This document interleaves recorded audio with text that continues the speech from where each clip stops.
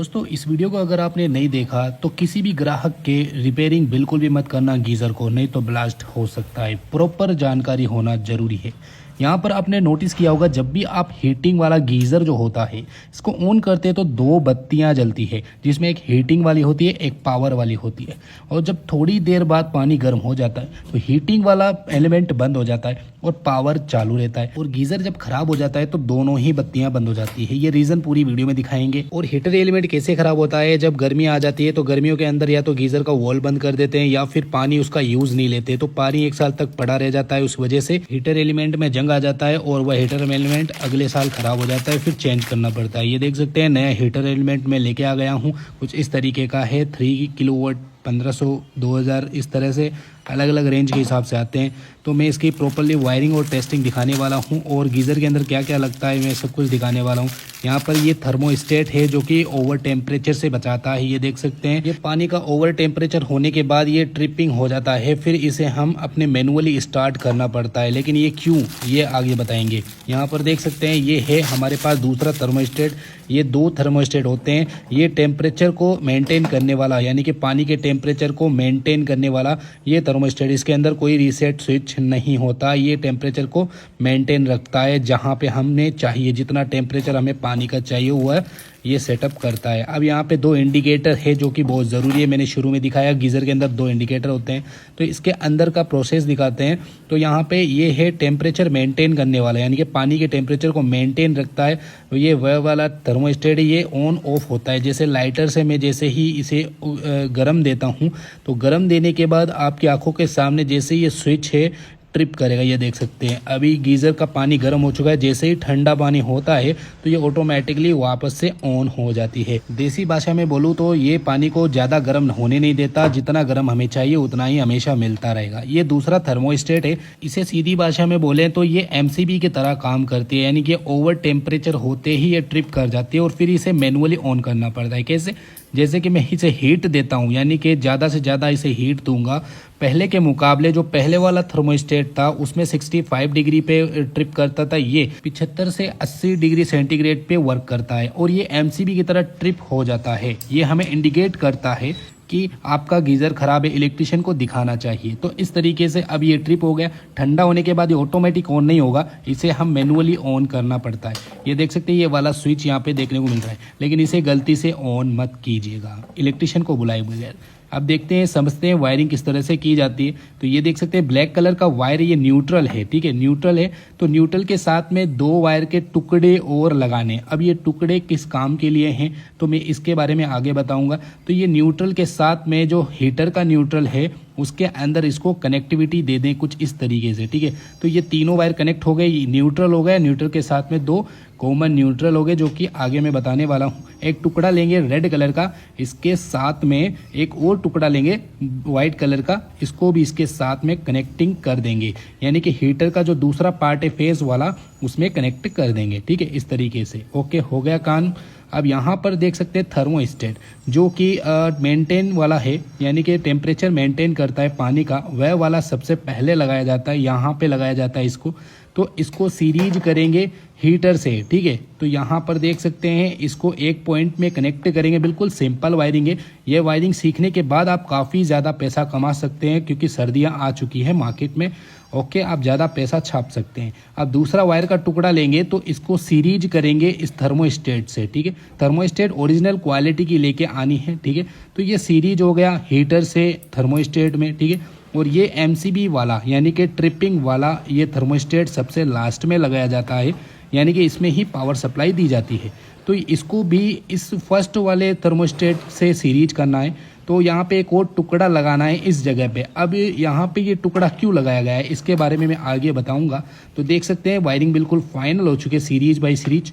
अब यहाँ पे मेन लाइन का फेज कनेक्शन होगा, ये कुछ इस तरीके से फेज कनेक्शन हो गया। तो एक न्यूट्रल हो गया, न्यूट्रल के साथ में 2 टुकड़े वायर के निकल गए।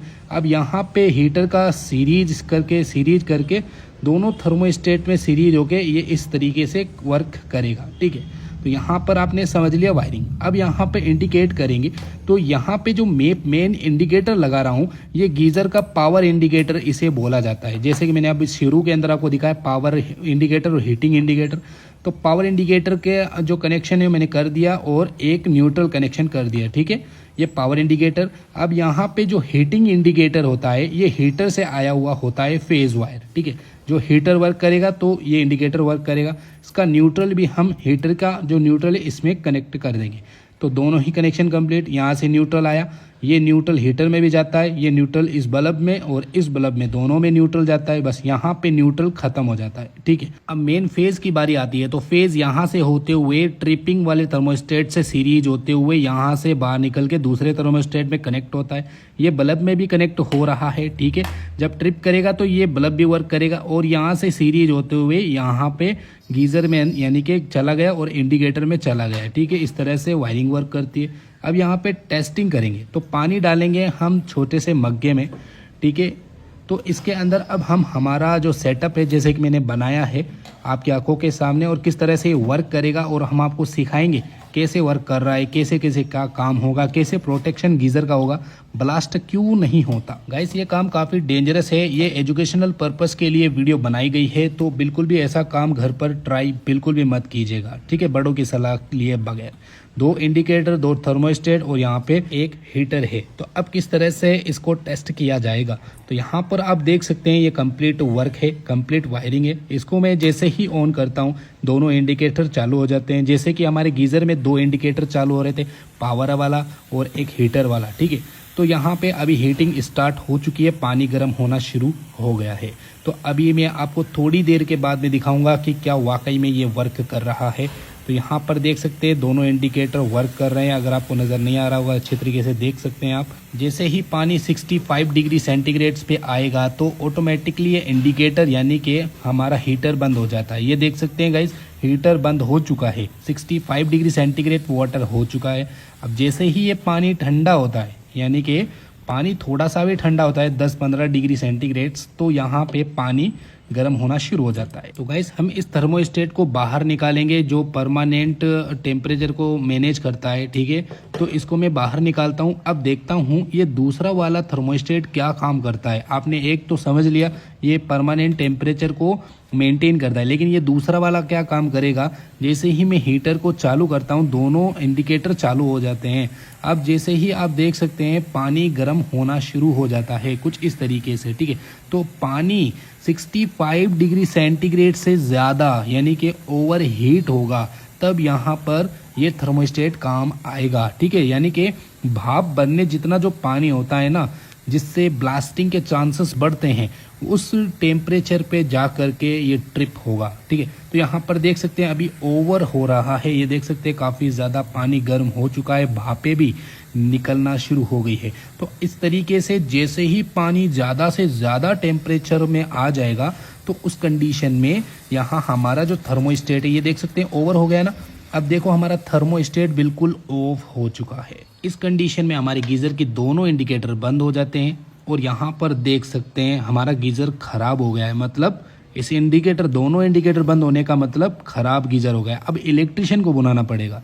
इलेक्ट्रिशियन क्या करेगा, आके इसको ऑन कर देगा। गाइस बिल्कुल भी ऑन नहीं करना है किसी की ग्राहक के, क्योंकि हो सकता है इसके आगे मिस्टेक हो, क्योंकि दोनों इंडिकेटर बंद हो रहे हैं ना, मतलब आगे प्रॉब्लम है, हमारा थर्मोस्टेट खराब है आगे वाला, इसके आगे वाला।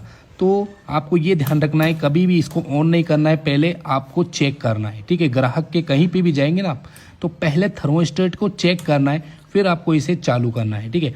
आप देख सकते हैं मैं दोबारा से इसको डालता हूं, यानी कि इलेक्ट्रिशियन आ गया। अब इसको रिपेयरिंग कर दिया, यानी कि हमारी गीज़र को रिपेयरिंग कर दिया। अब यहाँ रिपेयरिंग करने के बाद अब हम फिर से चालू करते हैं गीज़र को, तो दोनों इंडिकेटर ऑन हो जाते हैं।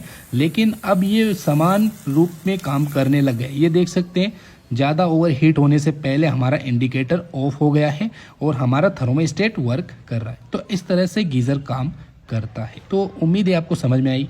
तो इस तरह से गीज़र काम करता है। ये देख सकते हैं हीटर इंडिकेटर, पावर इंडिकेटर जैसे ही ऑन करते हैं दोनों ही चालू हो जाते हैं। जब हमारा गीज़र का जो वाटर है वो काफ़ी हद तक गर्म हो जाता है 65 डिग्री सेंटीग्रेड्स पे, तो हमारा जो गीज़र है उसका एक इंडिकेटर बंद हो जाता है। ये देख सकते हैं ये वो हीटिंग वाला, पावर वाला नहीं होता है। अब पावर वाला कब बंद होगा, जब हमारा गीज़र अंदर से कोई प्रॉब्लम करने लग जाए। तो इलेक्ट्रिशियन को ज़रूर बुलाएं।